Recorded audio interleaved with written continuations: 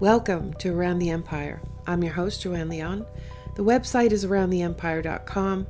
This is listener-supported independent media. Pitch in if you can, patreon.com/aroundtheempire, paypal.me/aroundtheempirepod. Follow on Twitter @aroundtheempire, and help build the YouTube channels by subscribing. That's free at youtube.com/aroundtheempire. Today our guest is Kyle Anzalone. We talk about the escalation of this conflict with Iran. We also talk about Tucker Carlson's major pushback against John Bolton and others who are urging Trump to provoke or start a hot war with Iran. We talk about Iran's retaliatory maximum pressure campaign against the United States, the downing of the American drone over the Persian Gulf, and Trump's last-minute stand-down on missile strikes. We also talk about the increasingly sophisticated strikes on Saudi Arabia by the Houthis. Kyle Anzalone is the host of the Foreign Policy Focus podcast. He's the editor-in-chief of Immersion News, and he writes the daily news roundup at Libertarian Institute. We recorded this on June 21st, 2019, and since this is such a fast-moving situation, I'll add a short update after the interview to bring you up to date on some of the important developments over the weekend.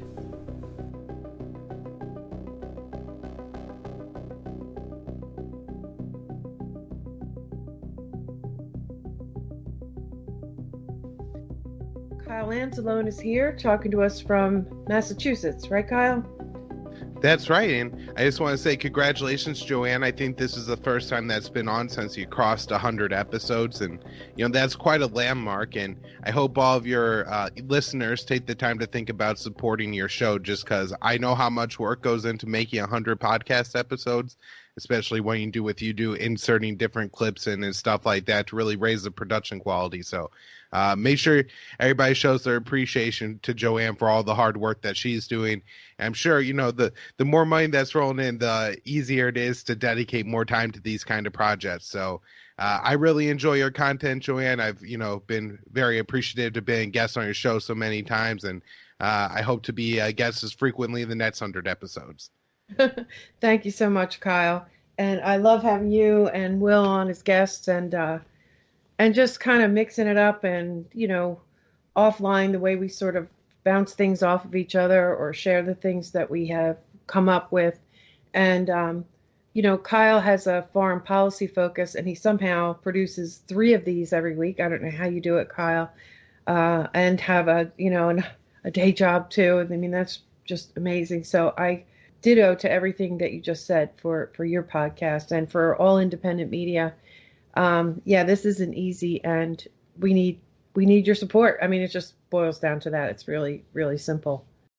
Right. And the things that, we're going to cover on today's show and the analysis that me and Joanne are able to provide about, Iran are because people like Joanne Leon and you look at maybe the Moderate Rebels podcast and the Scott Horton show, where, they interview people like Elijah Magnier and Peter Ford and all these great analysts that are never going to be on Fox News. So if you just watch TV, you're never going to see or hear these people's perspectives.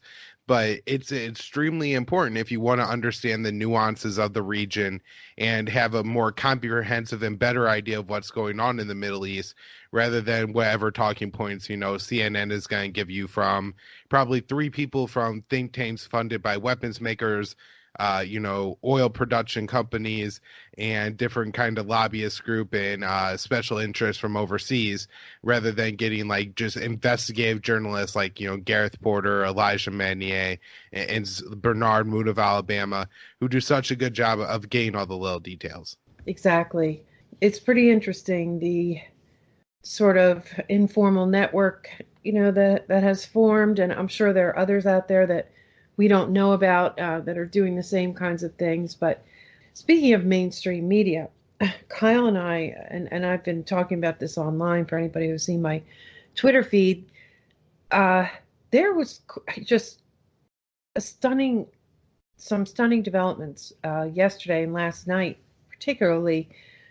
Things are moving so fast that it's difficult to understand what's going on. Plus, you kind of have to read between the lines on a lot of things. You have to sort of gather what is going on, what information you're getting from other people, because the media is used as a tool for not just for propaganda and things like that, but it seems like states are using the media to wage hybrid war. You know what I mean? They're putting things out in the media to get a message across to other countries and things like that. So, it's not just a straight read, is what I'm saying. You have to sort of consider a lot of things when you try to determine what you think is going on. And so last night, there were at least two, but two that I'm going to point out, two particularly interesting developments. One of them was the first two segments on Tucker Carlson's show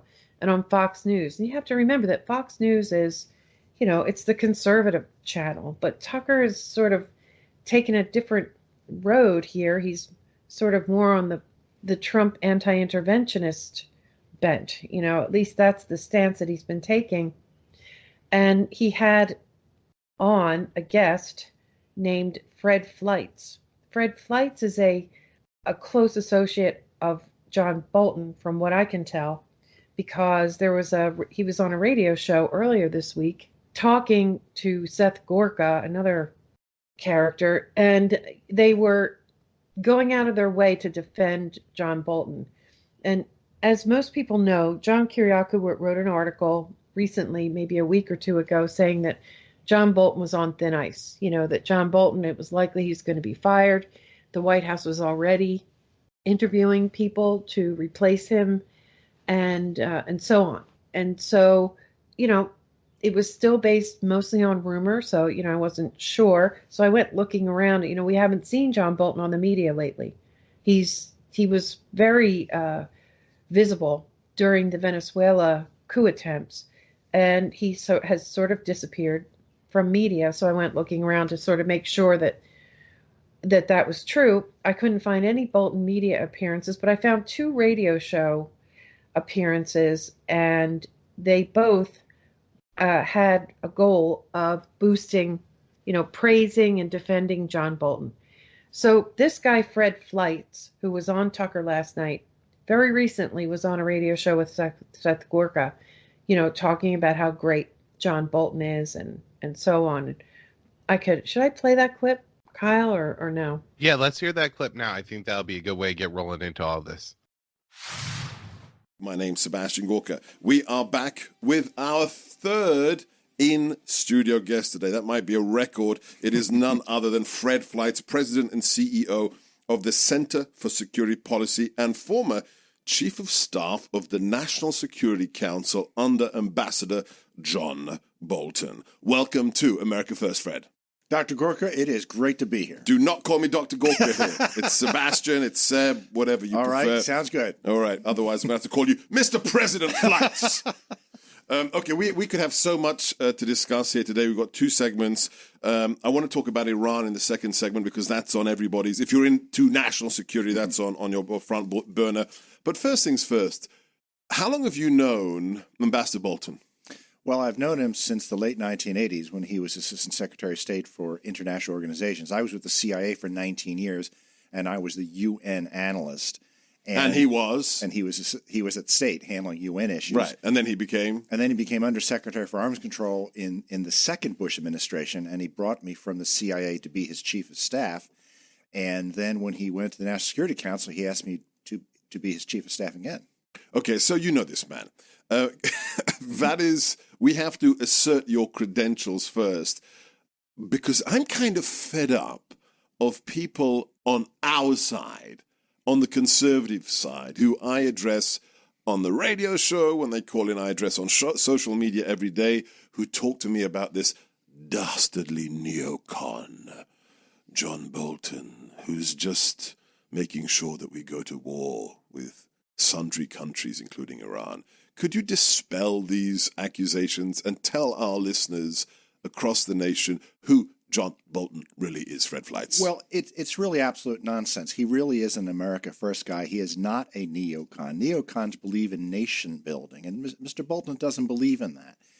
And I might add, on the Iraq War, you hear all the time that John Bolton was the warmonger who got us involved in the war. The fact is that's just not true. I was his Chief of Staff of the State Department. Colin Powell kept him out of all of the deliberations, all the information to start that war. Remember, Colin Powell went to the CIA to look at the intelligence that led us to go to the war. Colin Powell went to the Security Council to get us into the war. Colin Powell got us into the war. John Bolton did not. And in fact, Bolton says in his memoirs, cutting him out of the pre-war deliberations by Powell was one of the greatest favors Powell ever paid him. Well, who was the person who waved around a test tube at the UN? I think that was Colin Powell. Yeah. It wasn't That's John right. Bolton. And Bolton wasn't there. So for you, if you had to describe his philosophy when it comes, I know he's an incredibly hard worker. He gets up at 4, he reads the briefs, he prepares, and then he goes to work. Who is John Bolton? If you had to categorize him, what is his philosophy, Fred Fleitz? Well, his worldview is looking out for the interests of the American people and our nation, and it's very, very close to America first. He's a critic of globalism.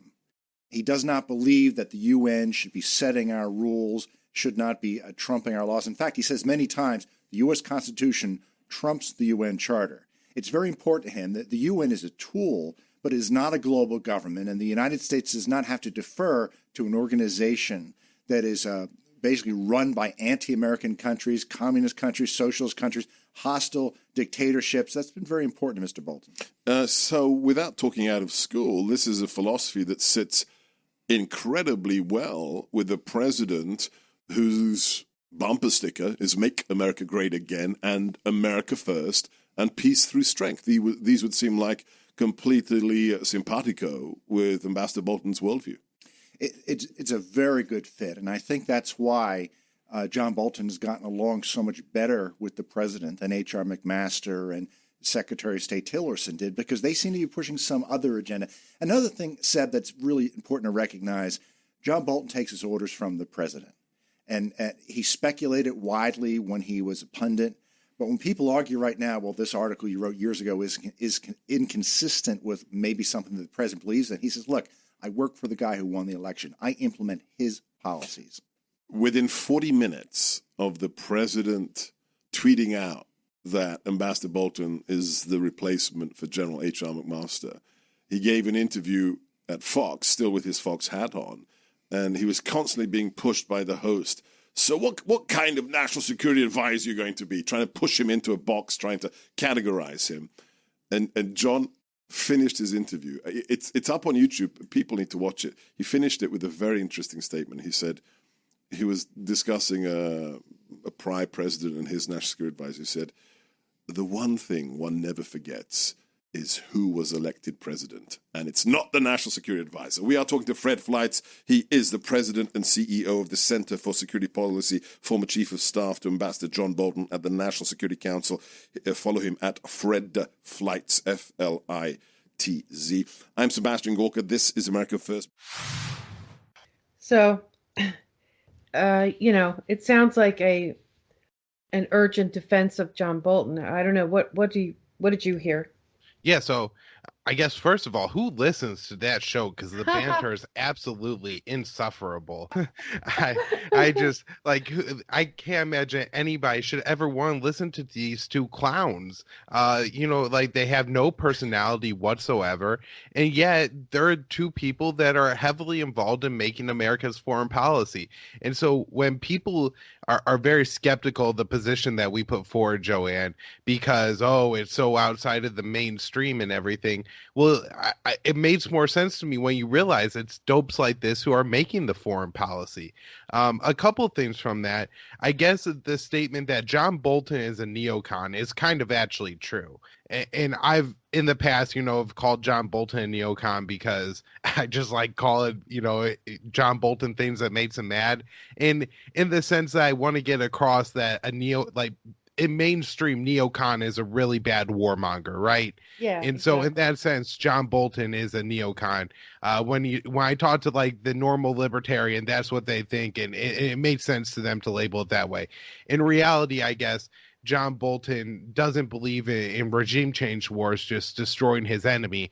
However, that's going to morph into staying anyways, because if you create this massive power vacuum, then you're going to have to stay, or else your enemies are going to fester there, or at least, John Bolton would certainly perceive that way. We went and we killed Saddam Hussein, but created Al Qaeda in Iraq. And so that became the enemy that we then had to stay for. And while John Bolton might not advocate for regime change operations, I certainly think he, believes in forever wars. And so I guess it's just forever bombing the country, never rebuilding it. The one interesting thing here, and I think you're going to play that clip of Tucker Carlson later, is that he tries to put forward that John Bolton believes in the American first foreign policy. But that's really not the case. And he says that John Bolton is not a fan of globalism. Again, that's not the case. John Bolton is a huge fan of globalism. It's just American globalism, imperialism, right? He believes that America needs to control everything that's going on in every corner of the globe to ensure American safety. And that is one of his highest priorities as just in government. And I think he believes that's like a high moral standard as well, that's what the United States should be doing all the time. And that's not an American first foreign policy. If you want to look at an actual American first foreign policy, that comes from Tucker Carlson. And, he says like, well, what are the American interests over there? And when he can't find them, and, when he realizes that, there's really no reason to do this, he says, then we back off and we focus on things at home. And not that I support everything that Tucker Carlson says, but I do understand why some libertarians were very interested in Tucker Carlson and Donald Trump for a time, because they at times do really have and express these views that say, we're not about going around the world and imposing American, rules on every single person. But that is what John Bolton believes in doing. And that's why it's such a threat to have him as the national security advisor. Yeah, exactly. I think the best way to describe Bolton would probably be imperialist, as you said. But I mean, he's been aligned with the neocon faction for a long time. I mean, he was, I think, a PNAC signatory and things like that. I think the best I can tell that Bolton is an imperialist. He's all about the empire, and the empire should prevail, and just maximizing use of the strength of the empire. For what exact goals, I don't know. I don't think the man is very stable. But the neocons, it seems to me, are less the reason why they seem imperialist is because they like to use the empire as a tool, to achieve their goals. So in terms of foreign policy, whether their labels match up or not, their foreign policy matches up pretty well. The other point that his longtime friend really tries to make here is that John Bolton's policy and what he says is reflective of what Donald Trump believes, and that he works for the president to carry out the president's foreign policy.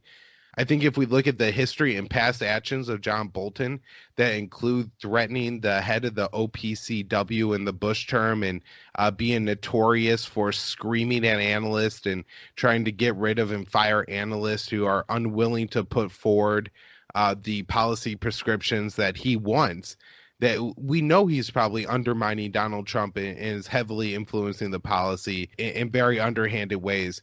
We've at least heard reports that Donald Trump wasn't receiving his daily briefing, that Donald Trump got that, and then he passed that along to Donald Trump. So what kind of filter do you think and spin John Bolton gives the news before he passes it along to Donald Trump?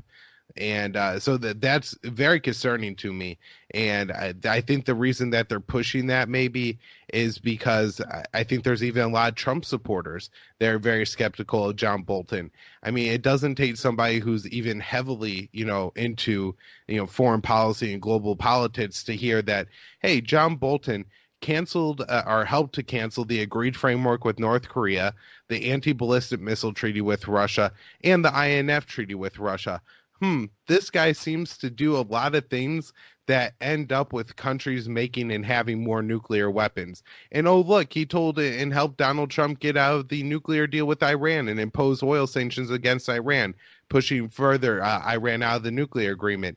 Maybe this guy is just a lunatic who likes nuclear weapons. I don't know.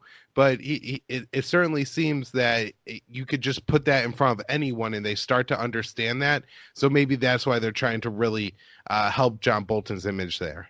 Yeah, I think it bolsters the idea that, or the rumor that John Bolton is on his way out.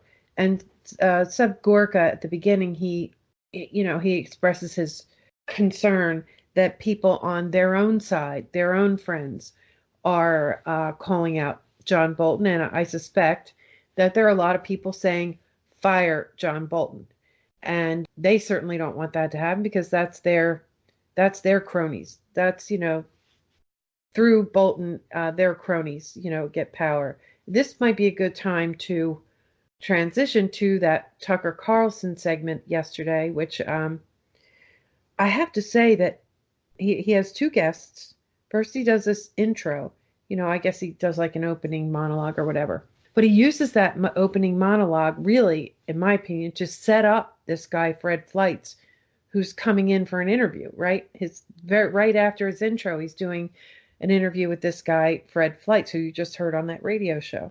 And then immediately after Fred Fleitz, he brings in McGregor. And so basically, Tucker uses the intro to set up Fred Fleitz for failure.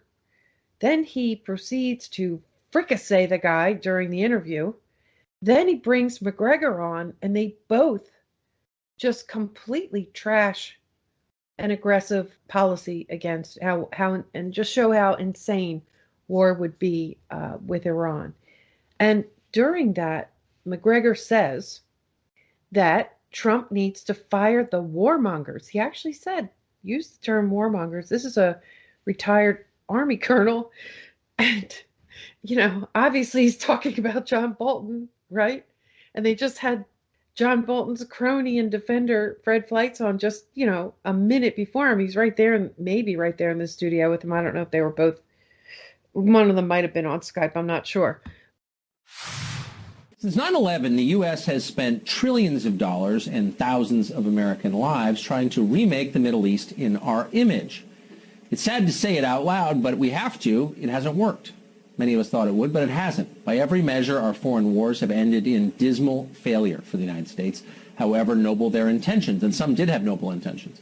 Donald Trump was one of the rare Republican politicians honest enough to admit this. He said it out loud 3 years ago and promised not to repeat the same mistakes if elected president. And partly because he said that, he was elected president.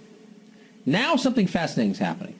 The very people, in some cases literally the same people, who lured us into the Iraq quagmire 16 years ago, are demanding a new war, this one with Iran. The president, to his great credit, appears to be skeptical of this, very skeptical. Iran recently downed an unmanned American drone. The president, speaking today, seemed to suggest this shouldn't necessarily trigger a conflict with Iran. Watch. Iran made a big mistake. This drone was in international waters. Clearly, we have it all documented. I would imagine it was a general or somebody that made a mistake in shooting that drone down. And fortunately, that drone was unarmed. There was no man in it, and it was over international waters, clearly over international waters, but we didn't have a man or woman in the drone. We had nobody in the drone. Are you still open? Would have made a big difference, let me tell you. Would have made a big, big difference. I find it hard to believe it was intentional, if you want to know the truth. I think that it could have been somebody who was loose and stupid that did it. So that's not nearly bellicose enough for the permanent foreign policy establishment in Washington, many of whom crave a war with Iran and see every provocation as an opportunity to start one. Senator Lindsey Graham, for example, says Americans ought to be ready to fight and die for shipping lanes on the other side of the world. Watch. So here's what to watch for. If the Iranians follow through on their threat to start enriching again at higher levels, to basically take their enrichment program to a kind of a nuclear level in terms of weapons grade production, Israel's in a world of hurt. So the best thing the president can do is stop that. And how do you stop that? To make Iran understand you're not going to let that happen. I think he should put their oil refineries on our target list, that he should look at sinking the Iranian Navy if they attack shipping again. So in Washington, there are no real consequences for being wrong, and as a result, policymakers are. They make the same mistakes again and again. And it's certainly not just Lindsey Graham. At the New York Times, left-wing warmonger Bret Stephens is also calling on America to sink the Iranian Navy. Many on the left are for it. John Bolton cheers him on from within the White House. Bill Kristol nods with approval from outside the White House. None of these people will admit their actual intentions. They'll tell you they don't really want a war with Iran. That's a crock. They want a war badly enough to lie about it. That's why they're putting American troops into situations where conflict is inevitable in order to start a war. Everyone in Washington knows exactly what's happening. They've seen it many times before. Fred Fleitz is a former National Security Council Chief of Staff and former CIA analyst, and he joins us tonight. Mr. Fleitz, thanks very much for coming on. Why do you suppose that when you look at the polling data on this question, conflict with Iran, almost nobody outside Washington favors a conflict with Iran, and yet the entire foreign policy establishment in D.C. seems open to it? Why the disconnect, would you say? Well, not all of it. I don't want a war with Iran, and I know that this president was elected to get us out of wars and not to start new wars. I think the president was right to pull us out of the fraudulent nuclear deal with Iran. But, you know, there's people saying right now that the president is responsible if Iran responds with violence because we withdrew from that deal. Well, that's a fraudulent argument, too. We don't stay in agreements because the other party threatens to respond with violence. The president has responded with restraint. He's given an opportunity to de-escalate the situation. I think he handled it right today. Well, we're not de-escalating the situation by definition, right? I mean, we're sending additional troops to the region, which is the definition of escalating the situation, and we're doing it, as I think you know, because a lot of the people who are behind it would very much like to see an open conflict with Iran. Why don't we just say that out loud? I believe there's strong intelligence of increased threats from Iran, but the president does not want to use force. He does not want to go to war, but the use of force is on the table if Iran threatens our interests. That doesn't mean the president's going to do this, but the president can't ignore clear intelligence that Iran is planning to respond with violence to his policies. This president's not going to give in to blackmail, but he does not want to use force if he doesn't have to. But what's the point of all this? I guess I've lost sight of that. I mean, Iran doesn't appear to be a threat to the United States, and there's a lot of talk about how it is. I don't remember any Americans dying in terror attacks backed by Iran since the Iran nuclear deal. We're energy exporters now, so it's not clear why the Persian Gulf is at the center of our strategic thinking. We face a lot of other threats, namely from China. Why are we so focused on Iran? I'm confused. I think those are good arguments. The president decided to increase our military presence in the region because of intelligence that Iran was responding to his policy to pull out of the Iran deal with violence. So he's preparing to defend our interests. That doesn't mean he's going to attack. And look, you've talked to the president about this. I've talked to the president about this. He's been very clear. He does not want a war with Iran. He wants a peaceful resolution. But unlike Barack Obama, where the use of force was never on the table, it is on the table with this president, but he's not going to use it unless he absolutely has to.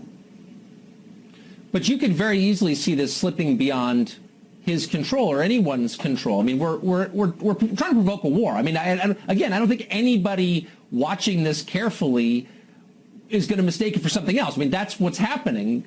We're pushing for a war with Iran, and I'm just wondering, like, what exactly would we get out of that? And when Americans are killed in that war, what will we say to their families? Why did they die? Because of what cause? I honestly don't understand. Well, I think when you say we're pushing for a war, you're talking about all the president's advisors in the foreign policy establishment. The president makes our foreign policy. And you know the president does not want a war with Iran. I understand he told you that recently. I've discussed it with him too. He does not want a war with Iran, and he's not going to let anyone push him into a war with Iran. But if Iran is preparing to attack our forces, commit acts of terror, the president does a responsible thing in preparing to defend our interests. That's what's going on here. When was the last time Iran committed an act of terror against Americans?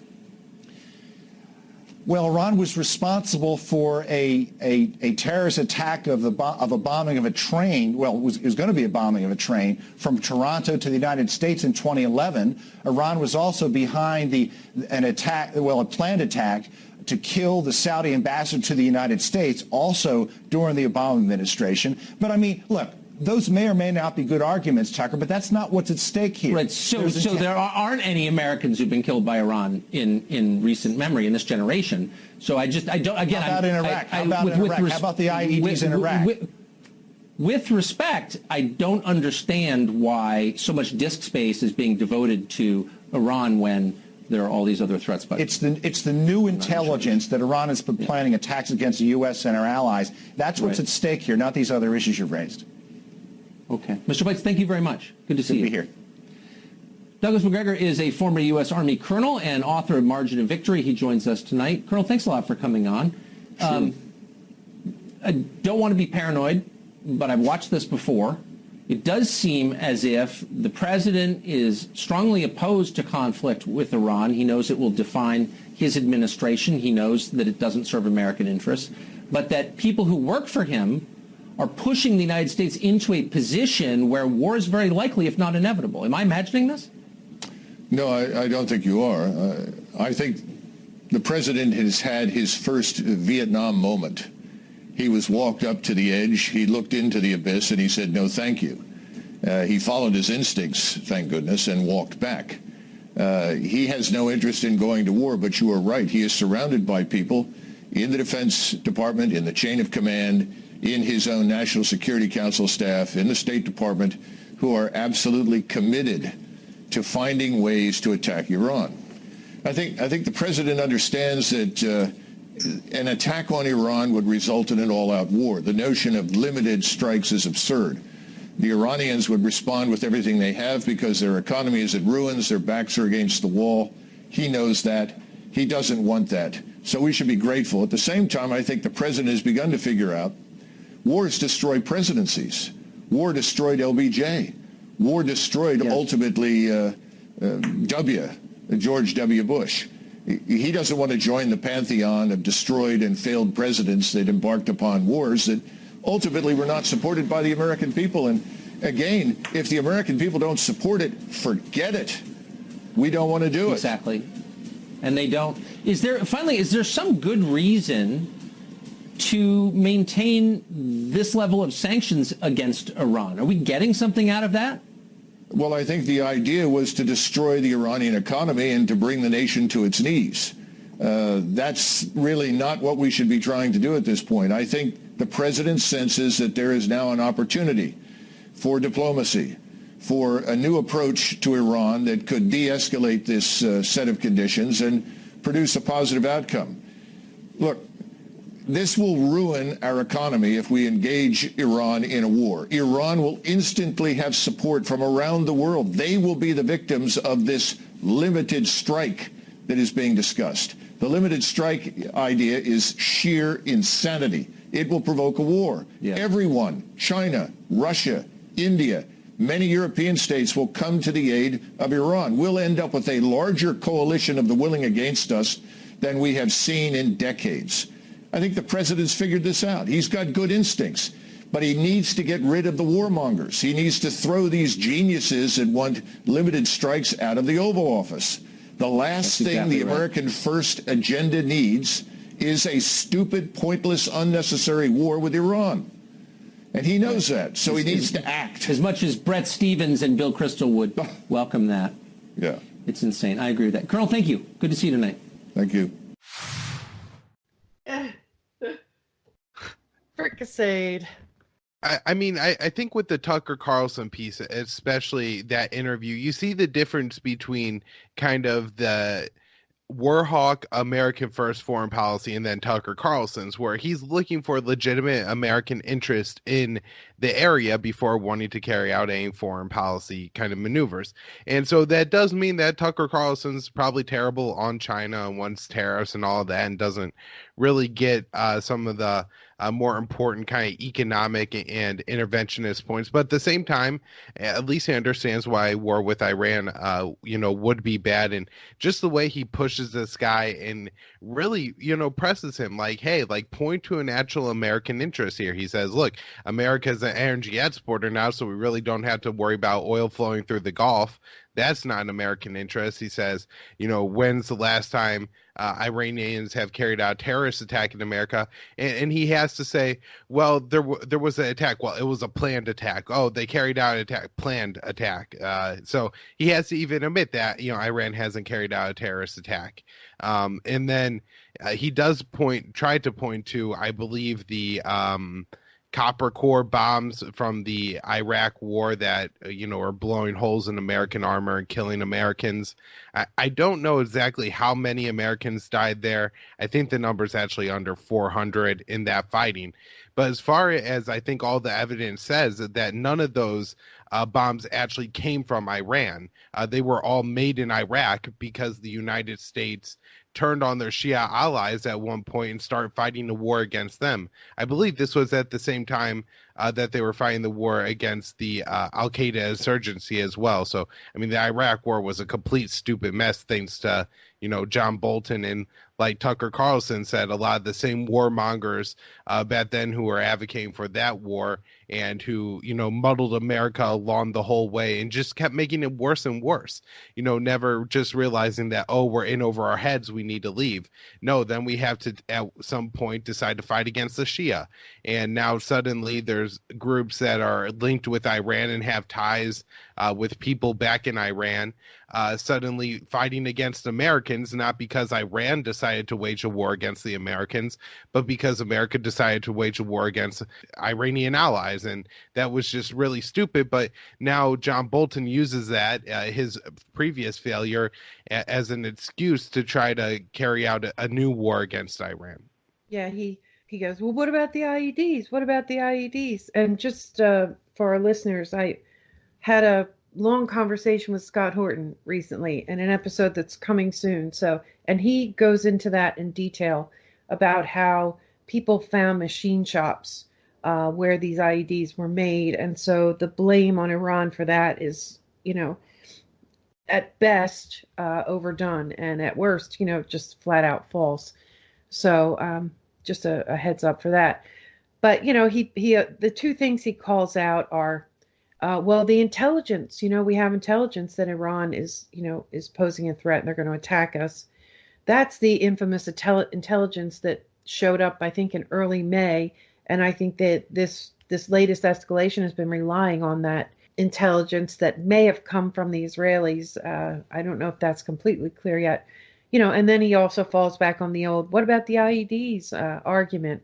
Where, the Iranians killed our troops, and so we have to smash them, But it wasn't until Tucker backed him into a corner that he pulled those things out in a defensive way. So there's more to this. This is, I think Kyle and I were talking about how we could best, serve our audience today and what we should present to you. And we decided that we'll just kind of, tell you everything that we've learned in the past day, because there's a lot of stuff going on. There's a lot of moving parts in this, and a lot of different factions that are fighting each other both externally and internally.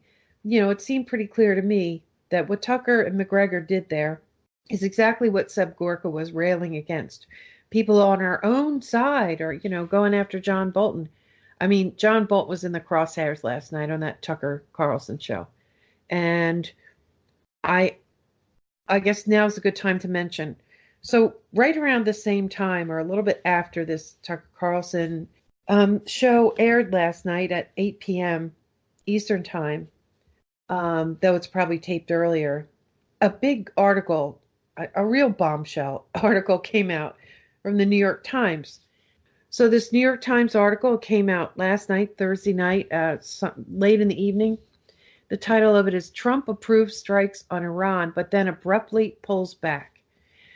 And they report that that Trump initially approved attacks on a handful of Iranian targets like radar and missile batteries.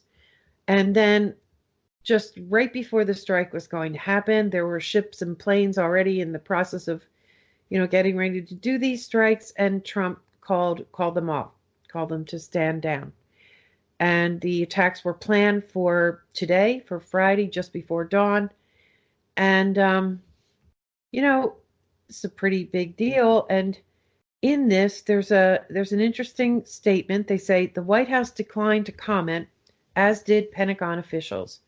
And then they say no government officials asked the New York Times to withhold this article. So tacit approval. The White House approved this leak, if you will. They talk about, meetings in the Situation Room. They talk about, they call out the Hawks on this. They say senior administration officials said Secretary of State Mike Pompeo, John R. Bolton, and National Security Advisor and Gina Haspel, the CIA director, had favored a military response. But top Pentagon officials cautioned that such an action could result in a spiraling escalation with risks for American forces in the region. Congressional leaders were briefed by administration officials in the Situation Room, and then they give some quotes from Nancy Pelosi. They say that Nancy Pelosi. They say the president's classified briefing in the Situation Room. The congressional Democrats were there, and that they urged Mr. Trump to de-escalate the situation. They called on the president to seek congressional authorization before taking any military action. Quote, "This is a dangerous situation," Speaker Pelosi said. Quote, "We are dealing with a country that's a bad actor in the region. We have no illusions about Iran in terms of their ballistic missile transfers, about who they support in the region and the rest." But anyway, they paint the Democrats as the doves. And what else? What are the other important things in here? Oh, surprisingly, they cite quite a few Iranian sources, not just Gulf monarchs funded think tankers, which surprised me.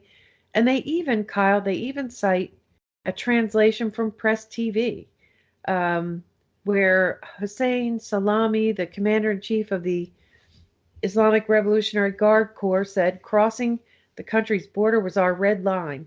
The semi-official Mehr news agency reported, quote, "We are not going to get engaged in a war with any country, but we are fully prepared for war," unquote, Mr. Salami said in a military ceremony in Iran.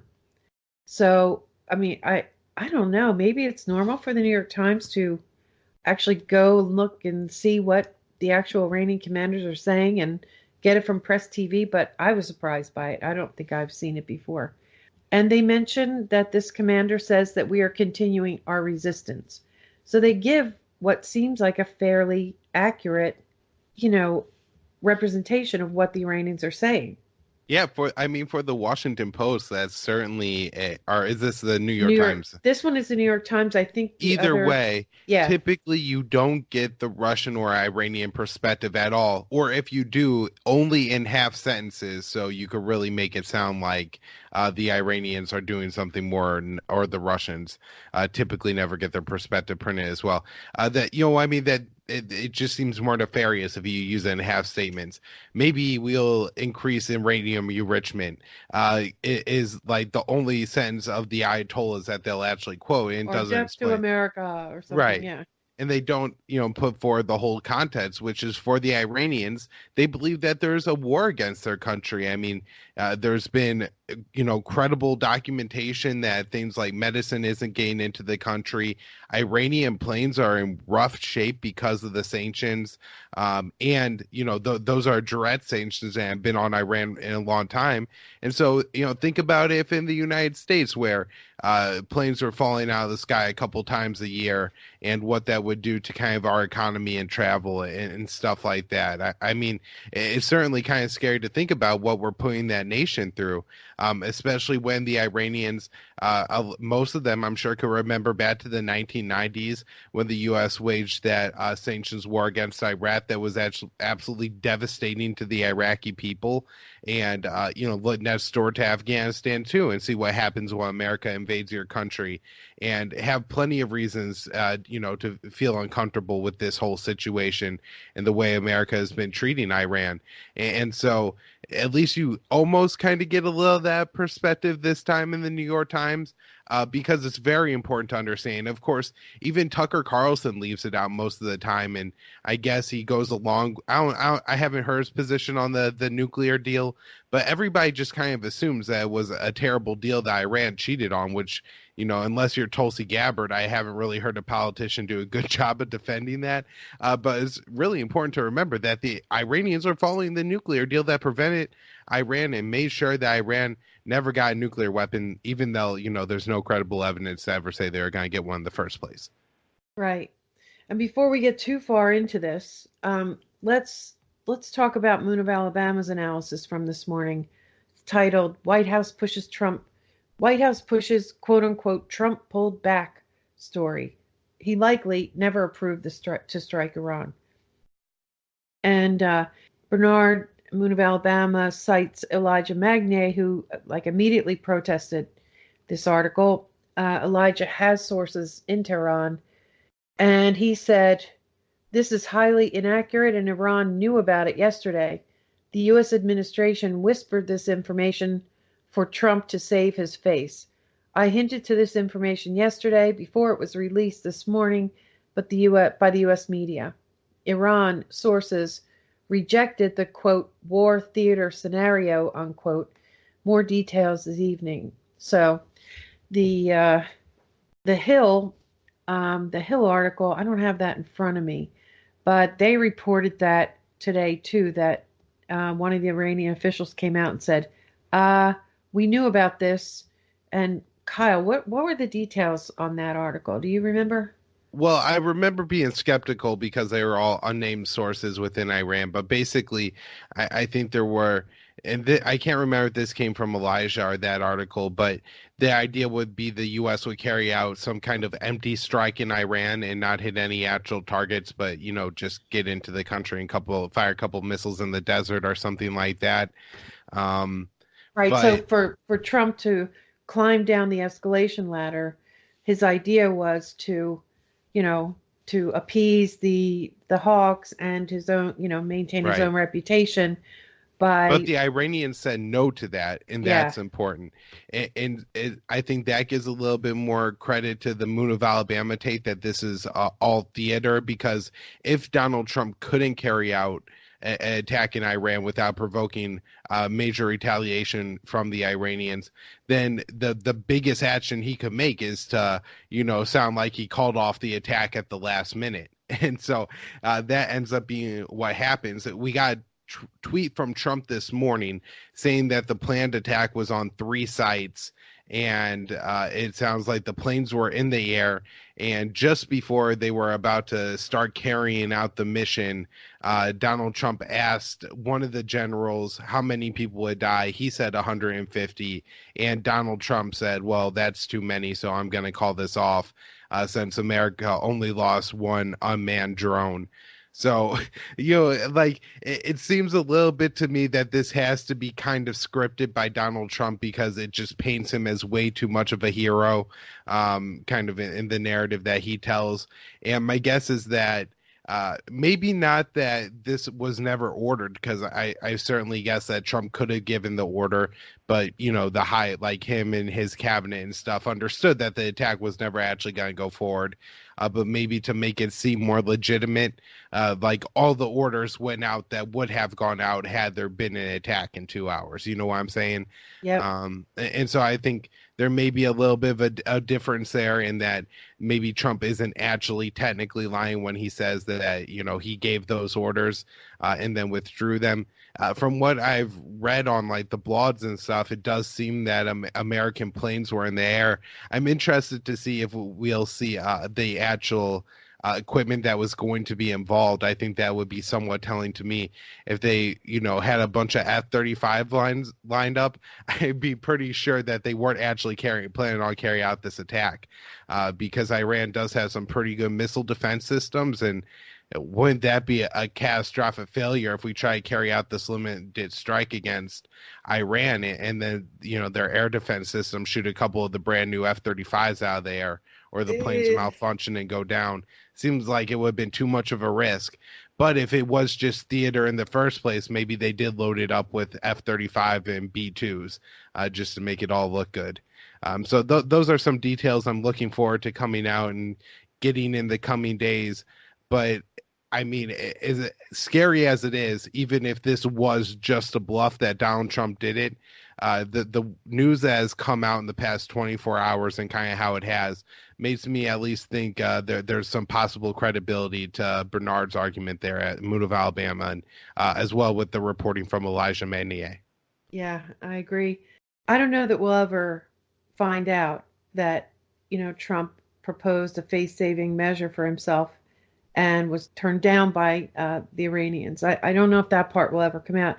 I tell you, though, it does make me wonder about some of the Syrian strikes that he did. It was suggested that it was a staged thing. I can't remember what it was, the one, the Conchcoon or the other one, but it just makes me go, Anyway, just to throw that in there. But yeah, so when I Well, talk I to, think we even we discussed this when we talked about it at one point, that he at least alerted the Russians, who we all assume would alert everyone else, the Syrians and the Iranians as well, that the attacks were coming. So yeah, yeah, and the one last thing we really should talk about, if we can squeeze it in here, is the attacks that have been going on in Yemen. They haven't necessarily been getting that much attention, but I was looking at South Front yesterday, and they put up a little chart saying, just detailing the Yemen armed forces strikes on Abha airport in Saudi Arabia. So this is the Houthis, and they're the parts of the army that are aligned with the Houthis, and they have missiles, but now they're firing cruise missiles. And something I didn't know until yesterday, actually, Moon of Alabama told me about it. They have drone swarms too, Kyle. They're getting new stuff from somewhere. And I really wonder if, Iran has been blamed, has the biggest war hawks have been saying that the Houthis are a proxy of Iran. They've been saying this for a couple of years at least. Um, Everyone who I find credible has said that that's not true. Iran does support the Houthis, what they're doing, but they claim that they really didn't have the means to provide any kind of significant help. And I really wonder if they are saying now, as they're, waging their, as Bernard calls it, a maximum pressure on the United States campaign in retaliation for our maximum pressure campaign on Iran. Iran is doing their own maximum pressure campaign. I wonder if they just started figuring, well, we're getting blamed for everything these Houthis do anyway, so let's supply them. Or basically, I don't know who is supplying them, but someone is clearly giving them some new stuff. And they list a bunch of strikes here going back to August 2016. There are, one in 2016, one in 2017, a few in 2018, and then just in the past month, on June 12th, a cruise missile strike on this airport in southern Saudi Arabia. That's June 12th. On June 14th, an airstrike with several Qasef K2 loitering munitions. June 17th, a Qasef K2 loitering munition. June 18th, an airstrike with several Qasef K2 loitering munitions. And then, the drone swarm attack. And a really important new strike, which I've seen a number of people comment on. Let me find it in Moon of Alabama's article. They hit a desalinization plant, which appears to have really scared the Saudis. It's a major risk to them, and it seems that MBS may be having second thoughts about his aggression toward Iran. And then I know this sounds kind of mixed up, but what we're also seeing is increased pressure from the United States, from the hawks in the United States on Saudi Arabia. Like, for instance, Lindsey Graham was ranting about the Saudis yesterday. The Senate voted, this is a Republican-controlled Senate, so these are Trump-aligned Senate for people who are not in the United States. They voted to ban weapons sales to Saudi Arabia yesterday in the Senate, which is going to mean that in order to override that, Trump's going to have to veto it. That's a big deal. So anyway, there's this strike on the desalinization plant. Just search and find that here. I've got so much stuff.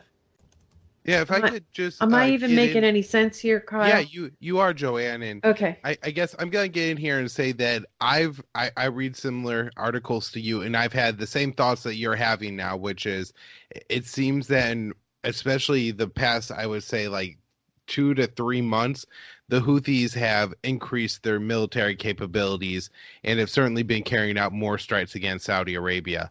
And so, now we're calling into question how strong the Houthi and Iranian ties are, especially because this has coincided with a ramp up in hostilities and tensions between the United States, which includes our Sunni Gulf allies, the UAE and Saudi Arabia, with Iran. So what I'm going to do here is not, just to disagree with you and say that you're wrong, but to give all the skepticism I have of these points. Yeah, because I good. think you provide a pretty good case. I'm fairly certain that up until 2017 or so, all the missiles that the Houthis were firing into Saudi Arabia were not Iranian, but as reported by Scott Ritter and IHS Janes, the International Weapons Group, that these were converted Scud missiles and were from either North Korea or the USSR, bought by, I believe, Ali Abdullah Saleh back like in the like early 90s or something like that. Yeah, So I mean, they had huge stockpiles in this country of all kinds of stuff. Yeah.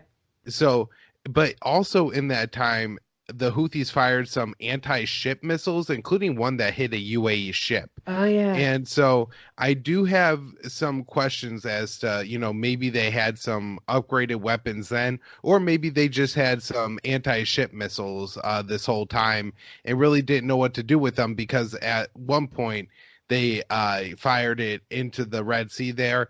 And every time wherever the missile landed, the U.S. said, oh, it was only 20 miles from a U.S. ship or something like that. It landed close to it, and used that as an excuse to actually carry out a couple strikes against the Houthis. I don't know if you remember this, but at one point the U.S. was directly bombing them because a couple rockets landed out there near U.S. ships. So maybe they had converted some other missiles, and that's what we're seeing with the cruise missiles today. I'm not sure. There's also the possibility, I think, that the Houthis are, I mean, this war has been going on for four years and 3 months now. Yemen's a country of 28 million people. It's a pretty large country. If they have, somehow gained like the blueprints to build different kinds of missiles and are able to purchase on the black market any kind of different technologies. I mean, think about it. The U.S. has had a bunch of Tomahawk missiles fail out in the, Syrian desert in different places. I think only like 9 or 11 of the ones we launched into Saudi Arabia hit their mark. And I just use this as an example to say there's a whole bunch of like crazy technology floating around the Middle East. We launched into Syria, right? Yeah, Syria. Sorry. Yeah, okay. Syria. Yeah. Sorry.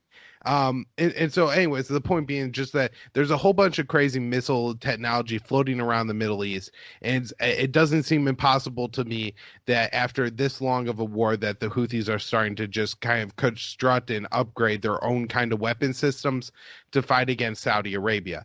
I'll also say that I think events as they've unfolded in Yemen have increased the Houthis' urgency in bringing this conflict to some kind of resolution. I mean, we're looking at a new cholera outbreak right now in Yemen. Almost 750,000 have contracted cholera so far in 2019, over 1,100 dead. The Houthis took unilateral steps to vacate the ports at Hodeidah and turn those over to the Yemeni Coast Guard. And while the UN has verified this step, the Saudi-led coalition has failed to start to take any steps on their own half in, kind of imposing or implementing the Stockholm Agreement. And then you also have a situation where the overall humanitarian crisis is getting worse. Saudi Arabia is carrying out more airstrikes against Houthi targets in Sadr and Sana'a and Hodeidah. And it may just be desperation time for the Houthis. I mean, at this point, what else do they have to lose? They have to just launch a barrage of missiles and increasingly add civilian targets in Saudi Arabia to try to make the Saudis realize that this war is no longer worth it for them. I don't think the Houthis have much else they could do. It's presented always in the Western media as that they are an Iranian proxy acting on the Iranians' behalf. And I'm sure it makes it extremely difficult then for the Houthis to find any kind of resolution that isn't tied around a U.S. deal with the Iran that Trump's screwing up right now anyways. And so it just, to me, it seems like the Houthis could be looking at this as they are in a possible situation. The only way out of it is to inflict enough damage in Saudi Arabia to get the Saudis to stop the bombing. And maybe that's the tactic going on right now, and it has absolutely nothing to do with Iran. On the other hand, everything Joanne said is also really good information to keep in mind. And it could be that the Iranians are increasingly using the Houthis as a proxy force against Saudi Arabia to inflict pain because of the economic war the U.S. and, again, our Gulf allies are waging against Iran. Right. That's all really good information. I'm glad you threw that in there. So one thing we do know is that these things are happening around the same time that Iran is pushing back in what they must. It's an incredibly risky effort, what Iran's doing right now. They could very easily end up with serious damage and maybe a whole war on their hands. So, it's a brazen attempt, but, you can see that, as Kyle just laid out, the Houthis are in a similar situation. What else are they going to do right now? And I should mention that, it's crossed my mind. For what it's worth, this is just my own thoughts, but I'm recalling an article from Elijah Magnier laying out what the Iranians see as a 4-step path for them to follow going forward in order to improve their situation. And it includes a lot of things that are very long-term, like diversify their economy. But it also has things in there that says, don't have any sort of legacy allies. In other words, don't rely on these, relationships and alliances that you've had in the past. Basically just deal with other countries on a more transactional basis. They do something for you, you do something for them. And that signals anger and resentment at, number one, the European countries who claimed that they would stand by the Iran deal. But it also, kind of calls out Russia and China. They're big allies who they, who could change this. All of those parties could change this situation for Iran, but they haven't had what Iran sees as a spine, and they haven't been willing to put their own interests aside enough to stand up to the United States and to get these sanctions lifted and this economic war, hybrid war being waged on Iran. They seem to be very angry at Europe, Russia, and China. So it occurs to me that if the Houthi attacks are part of Iran's pushback, their maximum pressure thing, it could be someone else who's helping out the Houthis. It could be China. Drone swarms. Who's really good at drone swarms? I don't know. Chinese. It could be Europe. There seem to be a lot of parties who are uniting to get this war on Iran to stop. It's just that they're not doing it overtly. So I think that that's also worth considering. Yeah. Does that make sense? Or? Yeah, I was just going to add in here that Iran could be, upset with, especially with Russia and China here, as they were supposed to, I think, really be the signatories of that deal that were, going to help advocate for Iran's interests. They sit on the UN Security Council and everything, and Iran did give things up front in that deal.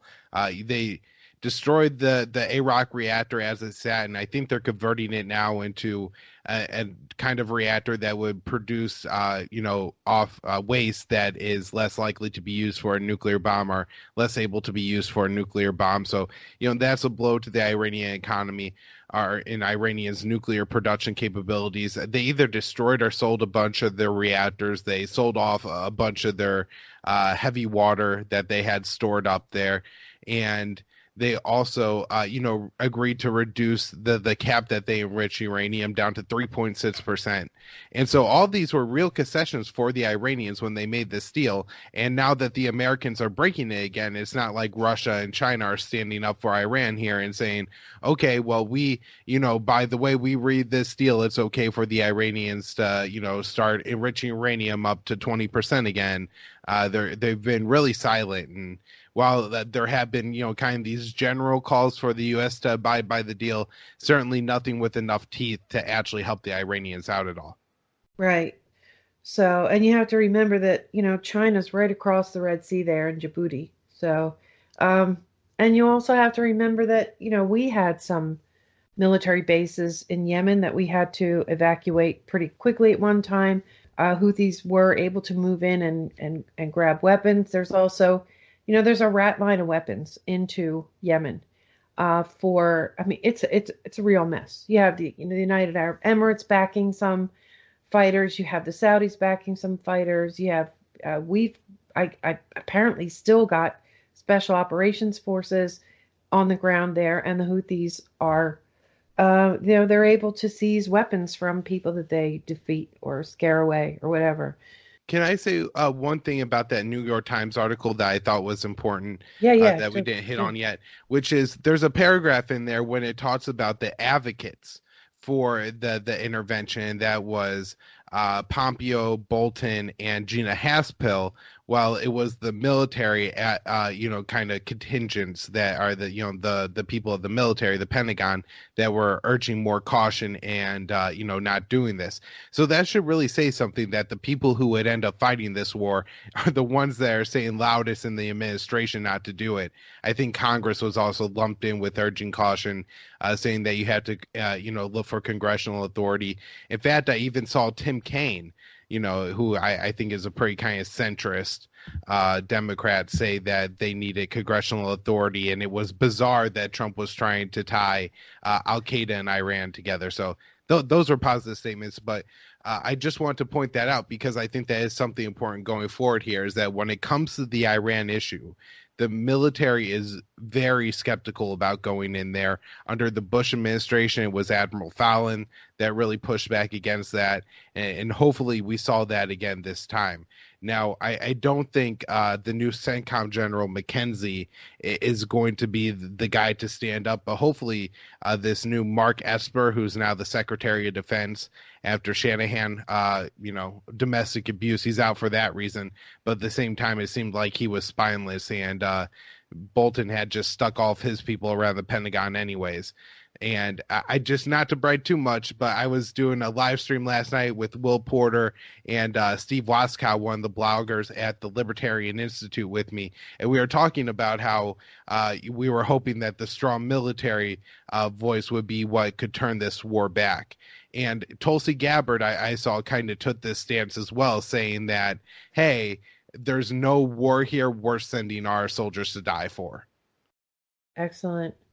Yeah, I'm not sure how cut and dry it is with the military, but they did it before. Some figures in the military did it before. And again, that's actually the topic that I talked to Scott Horton about. That was the overall topic of an interview that'll be coming out this weekend, because I reached out to Scott because I wanted to remember how it played out the last time we were close to war with Iran, who shut it down, and how it happened. And that's what we talked about. So if you're interested in sort of the history of that, in my case, I was hoping that something like that might happen again, which is why I reached out. But yeah, just, look for that interview coming soon. Well, I'm excited for that one. And if there's somebody to remember something, Scott Horton's the guy to do it. That's exactly what I said to him.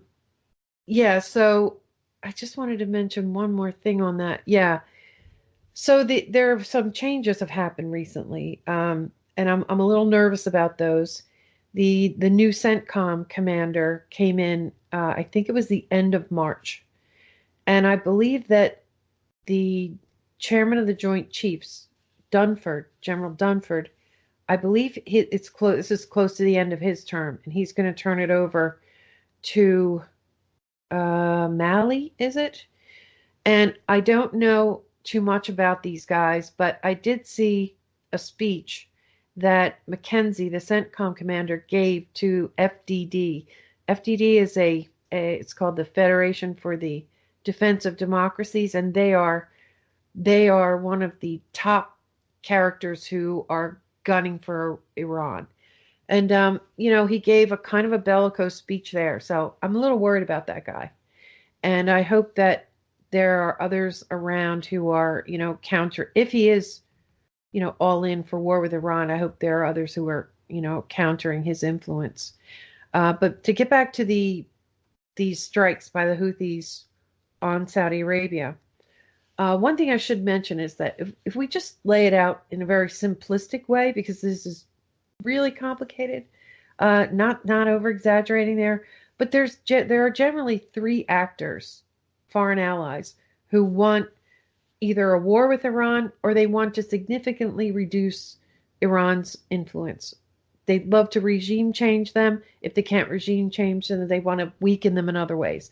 And that is the United Arab Emirates, Saudi Arabia, and Israel. So that's MBS, Mohammed bin Salman, MBZ, he's the Emirati emir, I can't remember his actual name, and, Netanyahu in Israel. Now, Netanyahu's got his own struggles. He's weakened somewhat, at least at home. I don't know about his influence here with the United States. MBS, well, I'll leave him till last. MBZ is apparently the strongest of the three. And MBS is, he has on and off come under a lot of pressure from the United States. And I generally use Lindsey Graham as my bellwether for when we are trying to coerce the Saudis. And we talked about this in an earlier set of episodes that Will and Kyle and I did a roundtable on the Khashoggi affair. And I always thought there was something more going on. And it seems like every time we want to pressure Saudi Arabia, Khashoggi comes up again, right? And it has come up again. The UN issued a report, and Lindsey Graham is ranting about the Saudis, again. And of course, this vote in the Senate, and the British actually just did their own kind of vote to ban weapon sales to Saudi Arabia. So now this will all make sense soon, I'll promise. We've had all these attacks in southern Saudi by the Houthis on southern Saudi Arabia. And this more recent one, people seem to think that this one's maybe more significant than the others. A Saudi desalination plant was struck. I believe it's yesterday. Moon of Alabama here says there's also a different plausible explanation why an imminent strike might have been called back. He cites the Wall Street Journal. Saudi plant struck by missile apparently from Yemen. Senior U.S. officials called back to White House after desalination facility in the kingdom was hit. Senior officials from a range of U.S. government agencies were called back to the White House to meet Wednesday evening, the official said. The president has been briefed on the reports of a missile strike in the Kingdom of Saudi Arabia. White House Press Secretary Sarah Sanders said on Wednesday, "We are closely monitoring the situation and continuing to consult with our partners and allies." Moon of Alabama says, the Houthi, a.k.a. Ansar Allah, yesterday hit the Saudi desalination and electricity plant near the southern Saudi city of Jazan. The Saudis confirmed the strike, and then there's some confirmation there. Moon of Alabama says, this must have come as a shock for the Saudis. Some 75% of the water the Saudis use come from desalination plants. Their people will die of thirst when those get destroyed. Did the Saudi king call the White House and urge it to call off the strike against Iran because he feared for his water resources? Was this the real reason why the White House called back its advisors and canceled the strike? And then he goes on to list some of the other attacks on the airports and such. So that, another thing to consider, if you're just kind of considering all the dots that are out there, maybe not connecting all these dots, but sort of taking all these things into consideration. Yeah, I mean, if nothing else, it's important information to know that the Houthis targeted that a water treatment distillation facility, because that if it doesn't show that Iran was involved in giving the Houthis directions, it may show just an increased desperation of the Houthis. One thing I want to bring up about Lindsey Graham is that I'm pretty sure he's still hawkish on Iran, even though he's a little bit better on the war on Yemen right now, because I think he just feels personally slighted by Mohammed bin Salman for killing Jamal Khashoggi. I guess like he had said, oh, this kid's a good guy or something at some point, and felt stupid that, he showed himself to be a murdering idiot. And I saw an interview that was on Fox News with Daniel Davis. They play a little clip there from Lindsey Graham, and he says, "Oh, the U.S. should respond, and if Iran, starts enriching uranium even more, then we have to do something to take out." Their nuclear capabilities, but he has to kind of walk it back because, this is a guy that already says that Iran's on a path to the bomb and that the nuclear deal put Iran on a path to the bomb. So he has to kind of try to walk this line where it's like, oh, this is them going back on the path to a bomb, but they were on there all along, and that's kind of stupid. But that's Lindsey Graham for you. Yeah, he's a mixed up, muddled up, shook up, or something like that. So let's say that this drone incident actually isn't what sets off a greater conflict between the U.S. and Iran. I do think there's a couple more tripping points. Joanne has done a pretty good job of covering the Yemen angle, and that could certainly be used as one of the excuses. Although if it escalates enough and Yemen or the Houthis are able to inflict damage on Saudi Arabia, maybe it works the other way as a deterrence for that war. But I thought it was interesting that, they're claiming that if the attack is in international airspace versus Iranian airspace is the difference maker here. Oh, yeah. And I just think that's a dangerous distinction, just because even if that spy plane is 20 miles off the coast of Iran, if it's taking in data on where Iranian missile positions are, that's a threat to Iran. And so I could see why Iran, with all the threats coming out of the U.S. and from hawks like Graham and Rubio and Bolton and Pompeo, who all hold important positions to Donald Trump, Tom Cotton's another one, that Iran would feel like that's a threatening act for the U.S. to be flying a spy plane, even in international waters, but clearly trying to collect data on Iran. The other one I have is just in Iraq. There's been 2 or 3 times in the past 2 weeks where some kind of mortar or rocket fire has landed in or near an Iraqi base that either housed or Americans were near. And every article on these reports will say, the tensions with Iran, there's Shia militias backed by Iran running around in this area, and this could set off a conflict with Iran. Maybe they throw in a little bit of Hamas and Hezbollah in there just for, some good fear-mongering. And then at the very bottom of the article, it'll say, ISIS actively operates in this area, and that's why the U.S. forces are stationed there. And so they're really priming people to believe that if, let's say, very unfortunate, a mortar fire hits a U.S., soldier somewhere in Iraq, I think it's going to be instantly blamed on Iran. But anybody who's been paying attention to this at all and knows that there's a whole bunch of ISIS jihadists still running around this area, all because of John Brennan. And Joanne, we'll just have to link to the episode for anybody who wants to know about that, running around the Levant. And so that means that these crazy people would certainly be the ones willing to try to set off a war between the U.S. and Iran. I mean, I'm sure to them, the overthrow of the Ayatollah is a dream, that would be great for them. And if they could set off that war, the U.S. war hawks may certainly, again, be playing into kind of the jihadist hands here. Yeah. The answer to the cui bono question is,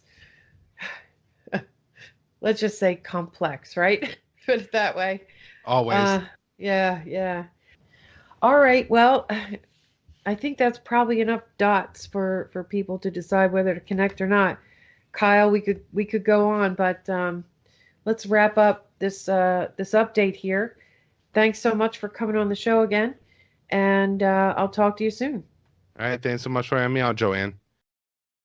Since we recorded this 3 days ago and the escalation in the Middle East is moving really quickly, I'll just add a few updates on some major things that happened over the weekend to try to bring it all up to date. On Friday night, Tucker Carlson continued his campaign against the war with Iran, this time with a pretty epic rant that stunned a lot of people. On the previous night, he hadn't called out anyone specifically by name, But this time he went straight for the jugular of the neocons, calling some of them out by name and noting that they hate Trump and war with Iran would end Trump's political campaign in a minute. And then he saved John Bolton for last, calling him out by name. Last night has been in the works for years. John Bolton is a kind of bureaucratic tapeworm. Try as you might, you can't expel him. He seems to live forever in the bowels of the federal agencies, periodically reemerging to cause pain and suffering, but critically somehow never suffering himself. His life really is Washington in a nutshell. Blunder into obvious catastrophes again and again, refuse to admit blame, and then demand more of the same. That's the John Bolton life cycle. In between administration jobs are always cushy think tank posts, paid speaking gigs, cable news contracts. War may be a disaster for America, but for John Bolton and his fellow neocons, it is always good business. The New York Times later reported that Tucker Carlson and quote-unquote skeptics talked Trump down and that he's taking foreign policy advice from them as they tell him that attacking Iran would be crazy and that the hawks don't have his best interests at heart, and so on. The Wall Street Journal reported that the chairman of the Joint Chiefs, General Joseph Dunford, that he was the one who successfully countered Bolton and the hawks, calling for military strikes. And then, oil prices are rising, and Trump is hyper aware of the importance of the economy to his political survival. Also, the details around the story of how and when Trump canceled the strikes, they're shifting a little bit here and there. And of course, all the media platforms are serving up like a smorgasbord of pundits and retired military officers, many of them now in the employ of defense contractors and war profiteers, and they're growling and portraying Trump as weak and soft on Iran. But a few others, some journalists that we can see via social media, seem conflicted and, reluctant to saber rattle this time around. I would speculate it's not for fear of the establishment or their careers, but it's because of their awareness of the public sentiment. And, there's talk here and there about lessons learned from the Iraq War. Now, Iran is very aware of Trump's political constraints, and they don't plan to accommodate him or provide him a way of saving face. According to Elijah Magnier's sources in Iran, so after they shot down the U.S. drone, Iran called off another strike on a different plane, a U.S. Navy plane with an unusually large crew, after they received a message that Trump had called off his military strikes and there wasn't going to be a war, at least not right now. Also, according to his sources, the Iranian air defense is under the control of their Central Command and the IRGC, and they've been given instructions to stop any violations of Iranian territory, air, sea, or land. And their decisions are coordinated between military and political leadership, so that, they pushed back on Trump's suggestion that, he thinks that Iran made a mistake and maybe it was a rogue actor who shot down that drone. On Thursday, the Iranians tracked that American drone as it took off from the United Arab Emirates, and after 4 hours, it violated Iranian airspace. According to them, they sent warnings and calls for identification, which were ignored, and that led to the Iranian Air Defense Command to take it down, following their instructions. The New York Times later reported that the Pentagon acknowledged that there was another surveillance plane, the U.S. Navy Poseidon P-8, which took photos of the drone being shot down. And they also said that there was uncertainty within the Trump administration about whether or not the drone or the P-8, or possibly even another aircraft, did violate Iranian airspace. And this was another factor in Trump's decision to call off the strikes. The New York Times also addressed the issue of how another factor in Trump's reluctance was that CENTCOM took a long time providing public information, proof about the location of the drone, evidence, and also they botched the information and the imagery when they did release it. And meanwhile, Iran's foreign minister, Javad Zarif, he used Twitter to post a detailed report, and there were detailed maps, times, and GPS locations, showing the flight path of the drone. And then he tweeted another map just yesterday. He tweeted this map with this curious information. He said, quote, more evidence, including encroachment of an MQ-9 spy drone on May 26th, speedboat purchases and phone calls planning to attribute ship attacks to Iran, indicate that the B team was moments away from trapping Donald Trump into a war. Prudence prevented it, but hashtag economic terrorism brings tension, unquote. He's been using the term B team, and by that he means Bolton, Bibi, Bin Salman, and MBZ. Trump went to Camp David over the weekend. Now, I haven't seen reports of who went with him, only reports that he held meetings and phone calls. On his way there, he told the press that we're not going to let Iran have nuclear weapons, and when they agree to that, he'll be their best friend, and he even said they can make Iran great again. On Saturday, he tweeted, quote, we're putting major additional sanctions on Iran on Monday. I look forward to the day that sanctions come off Iran and they become productive and prosperous nation again. The sooner, the better, unquote. John Bolton went to Israel for a meeting with Israel and Russia. While there, he issued a statement alongside Netanyahu telling Iran to, quote, not to, quote, mistake U.S. prudence and discretion for weakness. Our military is rebuilt new and ready to go, unquote. And he told his audience to, quote, stay tuned. This means that while we dodged a bullet last week, so to speak, the risk of a wider war remains very high. The G20 starts this week, and as I wrap up this update, Trump is ranting on Twitter again. Quote, China gets 91% of its oil from the Strait, spelled wrong. Japan, 62%. And many other countries likewise. So why are we protecting the shipping lanes for other countries, many years, for zero compensation? All of these countries should be protecting their own ships on what has always been a dangerous journey. We don't even need to be there, in that the U.S. has just become, by far, the largest producer of energy anywhere in the world. The U.S. request for Iran is very simple. No nuclear weapons, and no further sponsoring of terror. Thank you for listening, and a special thanks to Kyle Anzalone. Find Kyle's work at immersionnews.com and at libertarianinstitute.org, and you can find and support his podcast, Foreign Policy Focus, at patreon.com/foreignpolicyfocus. Around the Empire is listener-supported independent media. Pitch in if you can, patreon.com/aroundtheempire, paypal.me/aroundtheempirepod. The website is aroundtheempire.com. The audio podcast has been the main focus here, Around the Empire, where we have the most traffic.